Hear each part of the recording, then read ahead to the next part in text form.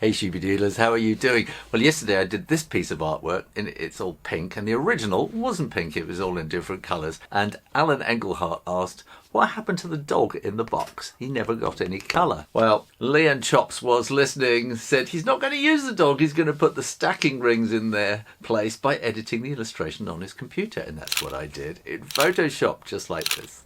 You know, if you come and join me on Patreon, on my illustrator level, I do lots more videos, much more detail how I do things in Photoshop and InDesign, how I lay out books, how I publish books. So if you've ever wondered how to publish children's books, come along and learn all my business secrets. I have only 7 days left to illustrate this book. There's 32 pages, and this is actually halfway today, and I'm going to illustrate this now, but let's not talk about it.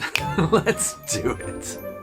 I had a very enigmatic comment yesterday from Rachel M, who says, when you come off a motorbike, you think, is the bike rideable? Damn, I'm going to need a new helmet. Oh, am I hurt? I think Rachel means that, you know, sometimes you do the wrong piece of artwork, you just have to grit your teeth and do it again. Which is what you just have to do.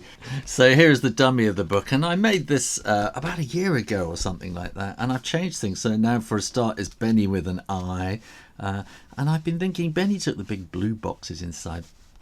I want them to be brown. I don't know why I did blue. It was just an idea at the time. I thought it would be the special delivery brand colour.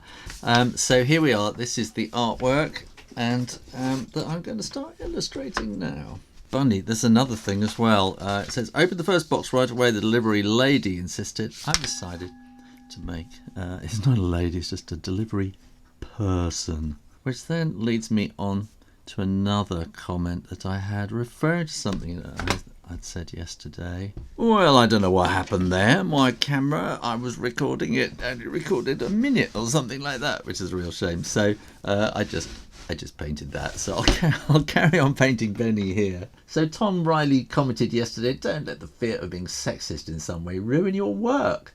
Walking on eggshells isn't good for anyone. If they want to be upset, let them be upset. Well, Tom, I don't know about that. I don't think people need to be upset. I don't think you have to go out to upset them. And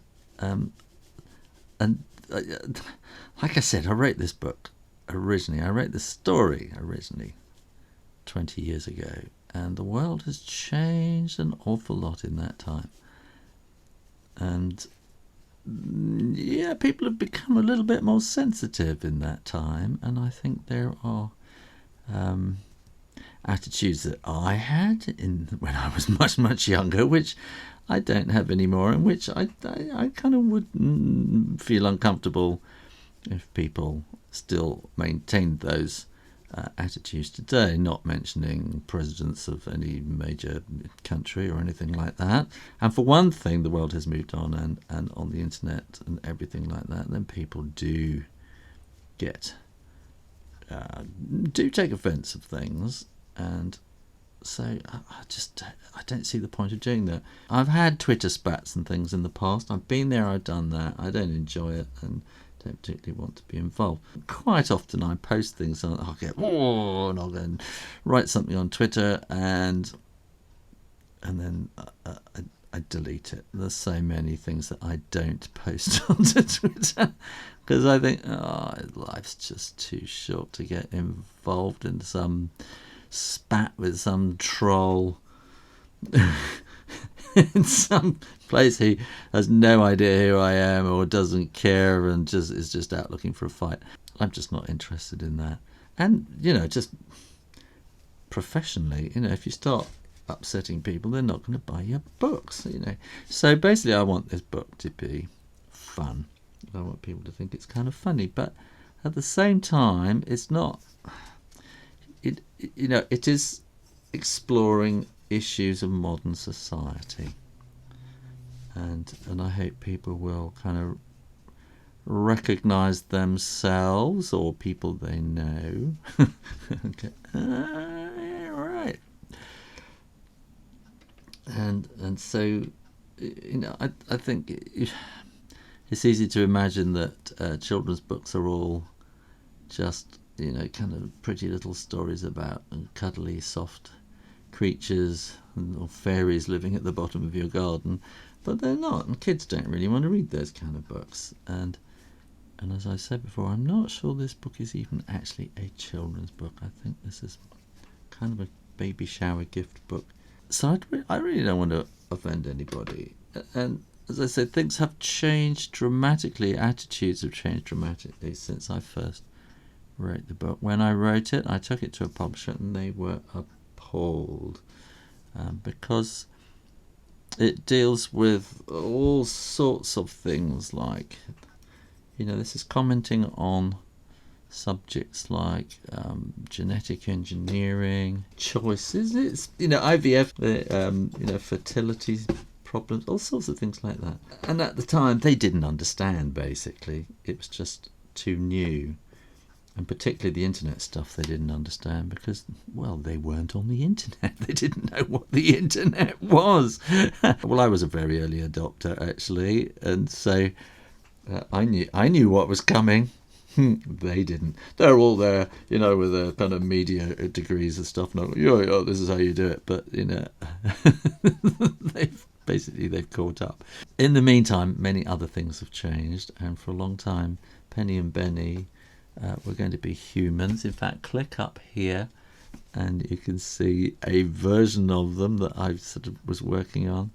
A nice, nice white couple, and then I started thinking about, this is, you have to be careful how you say these things. But anyway, I was thinking there are a lot of race issues came about in children's books, and cultural issues, cultural appropriation issues came about in the world of children's books in the meantime.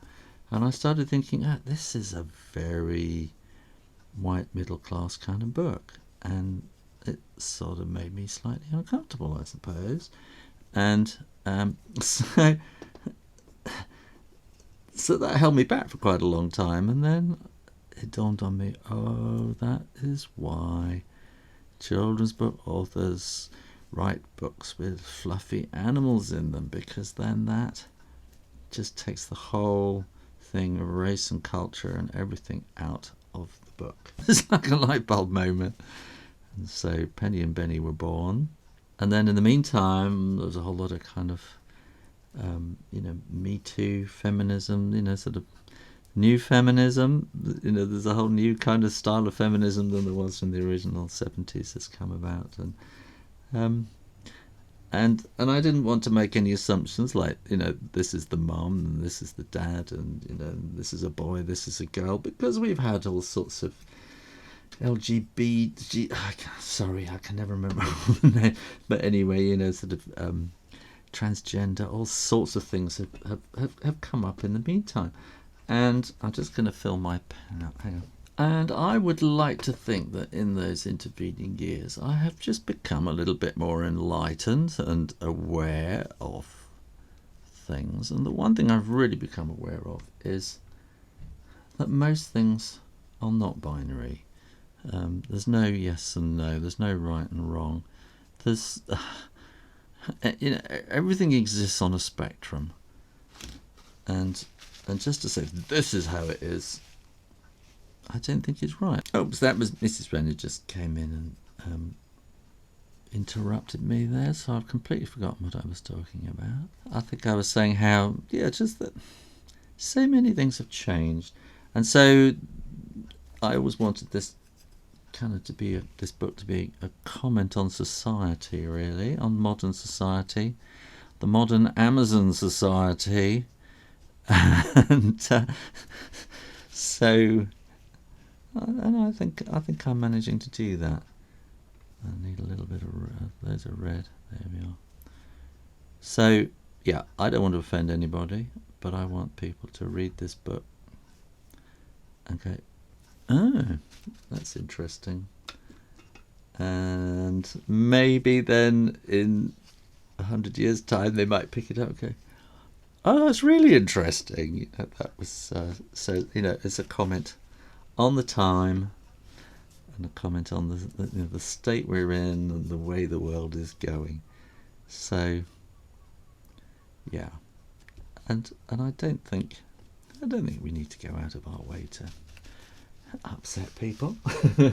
So am I being sexist in this book? I don't think I am. No, and so Penny is definitely a girl, and Benny is definitely a boy. But my intention is to mix things up with the next generation, and mix things up with uncles and aunts and the guys next door, all sorts of things like that. So it's kind of going to be kind of a modern family facing modern kind of pressures, very much kind of digital internet pressures and things like that. And that's what I'm intending it all to be about. And Nancy Hamati, who has been following me and supporting me for a long time, thanks. Hi, Nancy.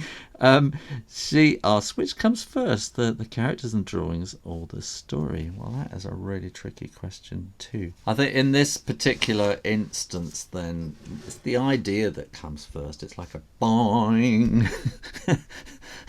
An idea that just kind of hits you between the eyes and won't go away. So I have sketchbooks full, absolutely bursting full of ideas, most of which I've moved on for. And so I get an idea and I get really excited, and then I get it down in my sketchbook and I'll sketch and I'll write and I'll think ideas and research and stuff, and over a couple of days it kind of, the excitement sort of fades.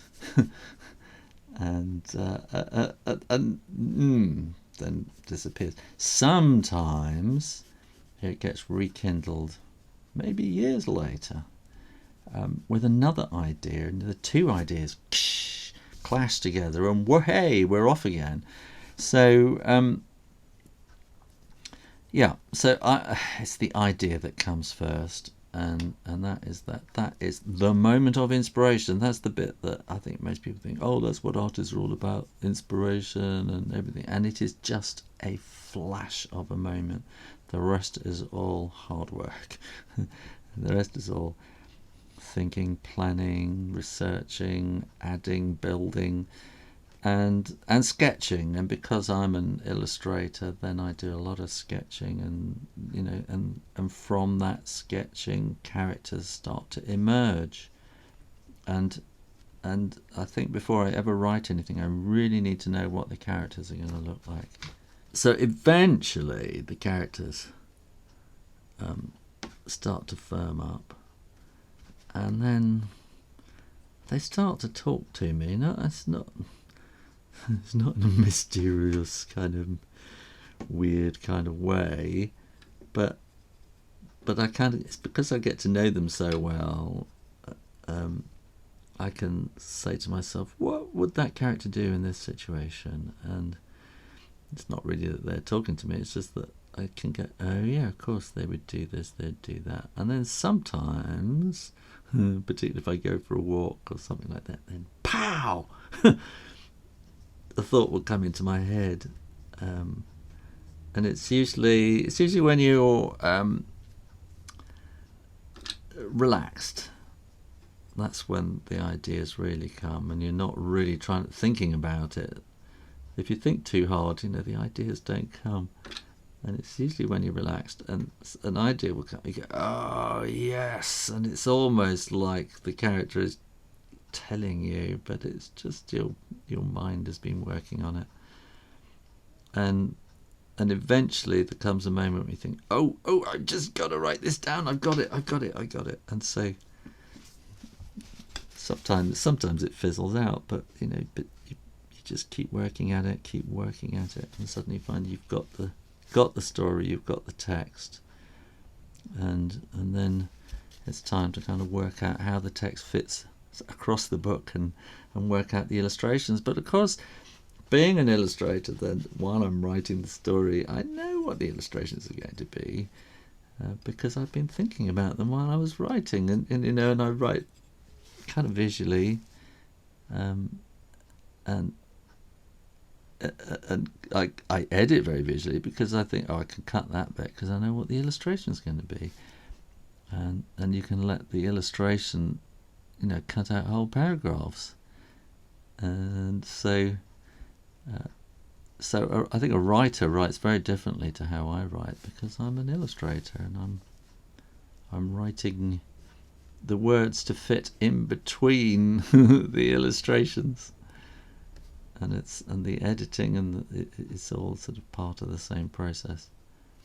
So it's quite hard to say which comes first, but I do know that you cannot start the book until you have a story. And I know somebody asked me something the other day, and they were saying, I can't.